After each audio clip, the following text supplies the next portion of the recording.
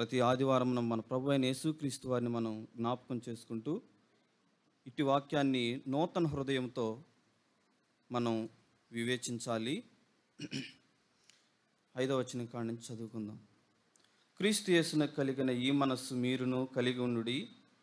ఆయన దేవుని స్వరూపము కలిగిన వాడై ఉండి దేవునితో సమానముగా ఉండుట విడిచిపెట్టకూడని భాగ్యమును ఎంచుకొనలేదు కానీ మనుష్యుల పోలికగా పుట్టి దాసుని స్వరూపమును ధరించుకొని తన్ను తానే రిక్తునిగా చేసుకొనెను. మరియు ఆయన ఆకారమందు మనుష్యుడిగా కనబడి మరణము పొందునంతగా అనగా శిలువ మరణం పొందినంతగా విధేయత చూపిన వాడై తన్ను తాను తగ్గించుకొనెను. అందుచేతను పరలోకమందున్న వారిలో కానీ భూమి మీద ఉన్నవారిలో కానీ భూమి క్రింద ఉన్నవారిలో కానీ ప్రతి వాని మోకాలను యేసు నామమున వంగునట్లును ప్రతి వాని నాలుకయు తండ్రి అయిన దేవుని మహిమార్థమై యేసుక్రీస్తు ప్రభువని ఒప్పుకొనున్నట్లును దేవుడు ఆయనను అధికముగా హెచ్చించి ప్రతి నామమునకు పైనామమును ఆయనకు అనుగ్రహించెను. ఈ యొక్క చదివిన లేఖన భాగంలో విశేషముగా దేవుని యొక్క మనసుని, దేవుని యొక్క స్వరూపమును తన్ను తాను తగ్గించుకొనటాన్ని మనం చూస్తూ ఉంటాం.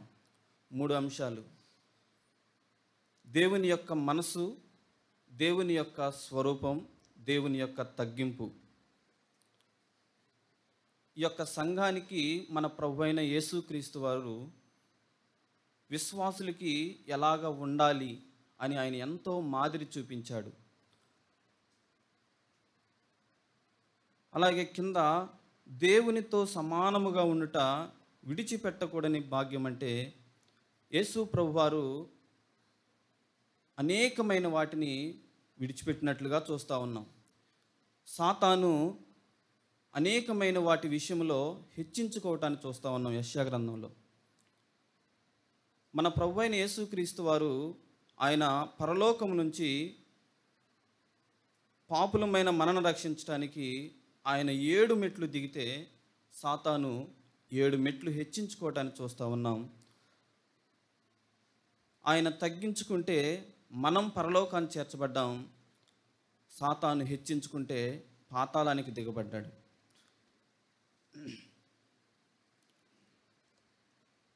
ఇక్కడ దేవుని స్వరూపం కలిగిన వాడంటే ఇది గ్రీకు వాళ్ళలో చూస్తే యూదులు ఒప్పుకునే పరిస్థితి కాదనమాట. మన ప్రభు అయిన యేసుక్రీస్తు వారిని దేవుడు అంటే వారు ఒప్పుకోని పరిస్థితి. అయితే వారు ఒప్పుకోనప్పుడు ఆయనని సిలువ వేసినట్టుగా మనం ఈ యొక్క లేఖన భాగంలో చూస్తాం. యేసు ప్రభు వారిని గురించి యెషయా గ్రంథంలో 9:6 వచనంలో ఏముంది ఒకసారి చూద్దాం. చూడండి. ఏలయనగా మనకు శిశువు పుట్టెను, మనకు కుమారుడు అనుగ్రహింపబడెను, ఆయన భుజం మీద రాజ్యభారమును, ఆశ్చర్యకరుడు, ఆలోచనకర్త, బలవంతుడైన దేవుడు, నిత్యుడగు తండ్రి, సమాధానకర్తయగు అధిపతి అని అతనికి పేరు పెట్టబడును. మన ప్రభు అయిన యేసుక్రీస్తు వారు ఆయన స్వరూపం అంటే నిజముగా ఆయన ఏమై ఉన్నాడో మన ప్రభు అయిన యేసుక్రీస్తు వారు కూడా అదే అయి ఉన్నాడు. యోహాను సువార్త 17వ అధ్యాయంలో నేను ఏ మహిమై ఉన్నానో తండ్రి కూడా అదే మహిమై ఉన్నాడన్నాడు. మనను కూడా ఆయన మహిమలో మనను ఉంచడానికి మన ప్రభు అయిన యేసుక్రీస్తు వారు ఈ లోకానికి వచ్చి ఎన్నో శ్రమలు అనుభవించాల్సి వచ్చింది. అయితే మన ప్రభు అయిన యేసుక్రీస్తు వారు అంతగా తగ్గించుకోవటానికి మరి ప్రభు అయిన యేసుక్రీస్తు వారు అసలుకి ఏమని పిలువబడ్డాడంటే రోమి రాసిన పత్రికలో ఆయన మనుషుడిగా పుట్టాడని మనం చదువుకుంటాం. కానీ రోమి రాసిన పత్రిక 9వ అధ్యాయం 6వ వచనంలో ఒక మాట చదువుదాం. చూడండి. అయితే దేవుని మాట తప్పిపోయినట్టు కాదు, ఇశ్రాయేలు సంబంధులందరూ ఇశ్రాయేలు కారు, అబ్రహాము సంతానం అనంత మాత్రాన చేత అందరూ పిల్లలు కారు, కానీ ఇస్సాకు వలనైన నీ సంతానం అనబడును. 5వ వచనం కూడా చదువుకుందాం. పితరులు వీరువారు శరీరమును బట్టి క్రీస్తు వీరిలో పుట్టెను. ఈయన సర్వాధికారి అయిన దేవుడై ఉండి నిరంతరము స్తోత్రార్హుడై ఉన్నాడు. చాలు. నిజముగా మన ప్రభు అయిన యేసుక్రీస్తు వారిని మనం నిజంగా ఆయన్ని జ్ఞాపకం చేసుకోవాలంటే, ఆయన సర్వాధికారి, నిరంతరము స్తోత్రార్హుడై ఉన్న దేవుడు. ఫిలిప్పీ రాసిన పత్రికలో మనం ఎప్పుడు చదువుకుంటాం ఆరాధనలో, కానీ ఈ మాటలు మనం ఆలోచిస్తూ ఉన్నప్పుడు హెబ్రీ రాసిన పత్రికలో 1వ అధ్యాయం 3వ వచనంలో ఒకసారి చూద్దాం ఆ మాట కూడా.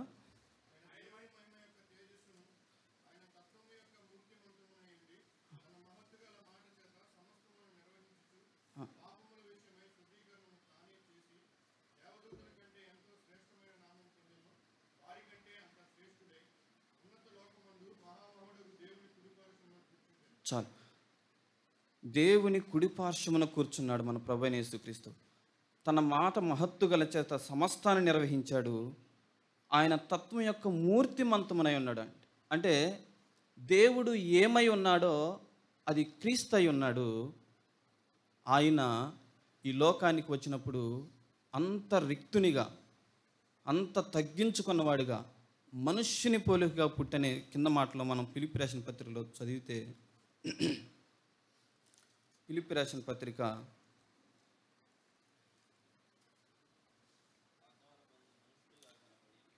6 నేను చదువుతాను. మనుష్యుని పోలికగా పుట్టి దాసుని స్వరూపమును ధరించుకొని తన్ను తానే రిక్తునిగా చేసుకొనెను. మరియు ఆయన ఆకారమందు మనుష్యుడిగా కనపడి మరణము పొందినంతగా, అనగా సిలువు మరణం పొందినంతగా విధేయత చూపిన వాడై తన్ను తాను తగ్గించుకొనెను. తన్ను తాను అనే మాట 2 సార్లు మనం ఈ లేఖన భాగంలో చదివాం. మనుష్యుని పోలికగా పుట్టి అనే మాట కూడా, మనుష్యుడు అనే మాట కూడా ఈ 2 వచనాల్లో 2 సార్లు చదువుతూ ఉంటాం. తన్ను తాను తగ్గించుకోవటం అంటే మనం అర్థం చేసుకోవచ్చు, ఆయన దేవునితో సమానముగా ఉండి అక్కడే ఉంటే మనకు రక్షణ లేదని తండ్రికి విధేయత చూపిన వాడై తనకు తానే ఈ లోకానికి వచ్చి ఏం చేశాడో ఎఫెసీ రాసిన పత్రికలో మనమేమై ఉన్నామో ఒక్కసారి చదువుదాం. ఎఫెసీ రాసిన పత్రిక 5వ అధ్యాయము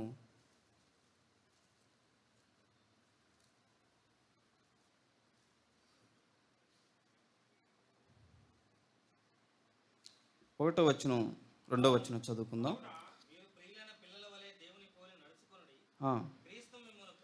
క్రీస్తు మిమ్మును ప్రేమించి పరిమళ వాసనగా ఉండుటకు మన కొరకు తన్ను తాను దేవునికి అర్పణముగాను బలిగాను అప్పగించుకొనెను. అలాగుననే మీరును ప్రేమ కలిగి నడుచుకునుడి.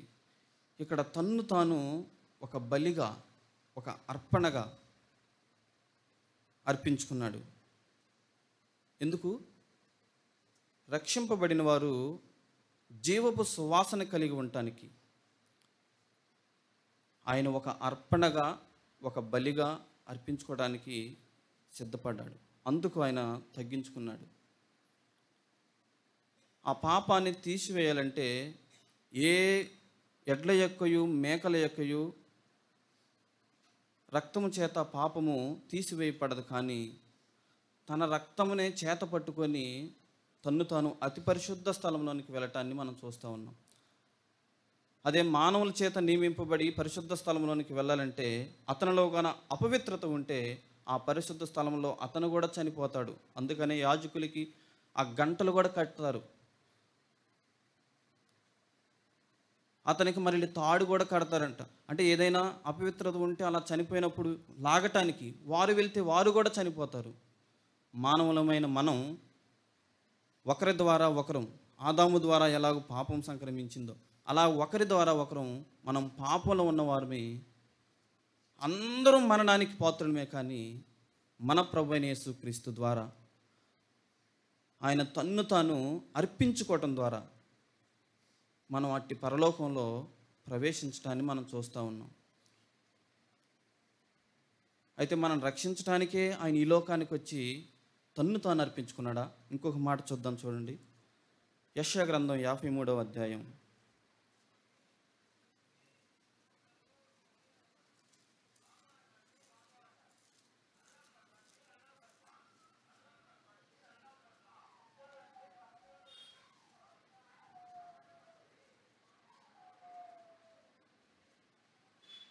10వ వచనాన్ని చూద్దాం, చూడండి. అతని నలుగగొట్టుటకు యెహోవాకు ఇష్టమాయను, ఆయన అతనికి వ్యాధి కలుగ చేసెను. అతడు తన్ను తానే అపరాధ పరిహారార్థ బలి చేయగా అతని సంతానము చూచును, అతడు దీర్ఘాయుష్మంతుడగును. యెహోవా ఉద్దేశము అతని వలన సఫలమగును. దేవుడు తన్ను తాను అర్పించుకున్నట్లో తండ్రి ఇష్టాన్ని నెరవేర్చడాన్ని చూస్తూ ఉన్నాం. మన ప్రభువైన యేసుక్రీస్తు వారు తను తగ్గించుకునటంలో తండ్రి చిత్తాన్ని నెరవేర్చడాన్ని చూస్తూ ఉన్నాం. నిజమే, మనల్ని రక్షించాడు, తండ్రి చిత్తాన్ని కూడా నెరవేర్చాడు. తన్ను తాను తగ్గించుకునటంలో ఇంకా ఎంతగా దిగజారిపోయాడో ఒక్కసారి చూద్దాం, చూడండి. మత్తయి రాసిన సువార్త 26వ అధ్యాయం 24వ అధ్యాయం 36వ వచనం చూద్దాం, చూడండి.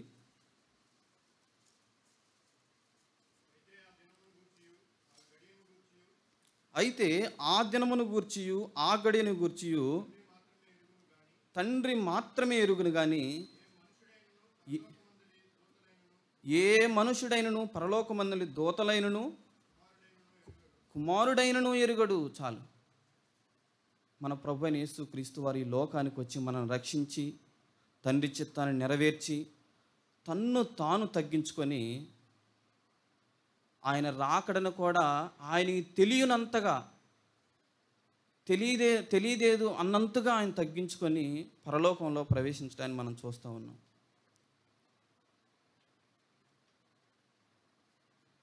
మరి ఆయన అర్పించుకోవటంలో ఆయన ఏమన్నా పాపము చేశాడా?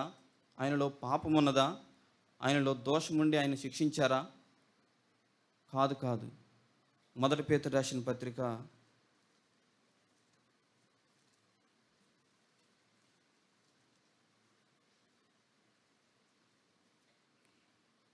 2వ అధ్యాయము 21వ వచనం కాడ నుంచి, క్రీస్తు మీ కొరకు బాధపడి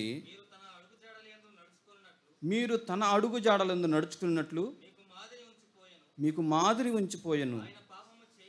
ఆయన పాపము చేయలేదు, ఆయన నోటను ఏ కపటమును కనబడలేదు.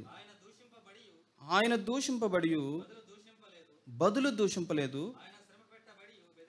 ఆయన శ్రమపట్టయు బెదిరింపక న్యాయముగా తీర్పు తీర్చు దేవునికి తన్ను తాను అప్పగించుకొనెను. మనము పాపల విషయమై చనిపోయి నీతి విషయమై జీవించినట్లు ఆయన తానే తన శరీరమందు మన పాపములను మానవ మీద మోసుకొనెను. ఆయన పొందిన గాయముల చేత మీరు స్వస్థత నొందితిరి. చూడండి, తన్ను తాను దేవునికి అర్పించుకుంది మనము నీతి విషయమై జీవించడానికి. నిజంగా ఆయన ప్రేమను మనం తలుచుకుంటే, ఆయన తగ్గించుకోవటాన్ని మనం తలుచుకుంటే, ఆయనని ఆరాధించకుండా మనం ఉండలేం. తండ్రికి విధేయత చూపాడు, కుమారుల్ని మనకి కుమారుడిగా మనల్ని రక్షించడానికి తను తాను ఎంతగా తగ్గించుకున్నాడో మనం ఇట్టి లేఖన భాగాలన్నీ మనం చూస్తూ ఉన్నప్పుడు, ఆయన శిలువ మరణాన్ని ద్వితీయోపదేశ కాండంలో 33వ అధ్యాయం అనుకుంటా, వేవేల పరిశుద్ధుల మధ్య నుండి ఆయన వచ్చాడు. అక్కడ ఉండటానికి, స్తోత్రార్హుడై ఉండటానికి ఆయన ఒప్పుకోలేదు, కానీ మనం రక్షించడానికి ఈ లోకానికి దిగి వచ్చాడు. కనుక మన ప్రభు అయిన యేసుక్రీస్తు వారిని మనం ఎంతగానో జ్ఞాపకం చేసుకుంటూ, పాపులమైన మనం రక్షించడానికి తన్ను తాను అర్పించుకోవటాన్ని మనం జ్ఞాపకం చేసుకుంటూ ఈ యొక్క ఆరాధనలో ముందుకు కొనసాగుదాం.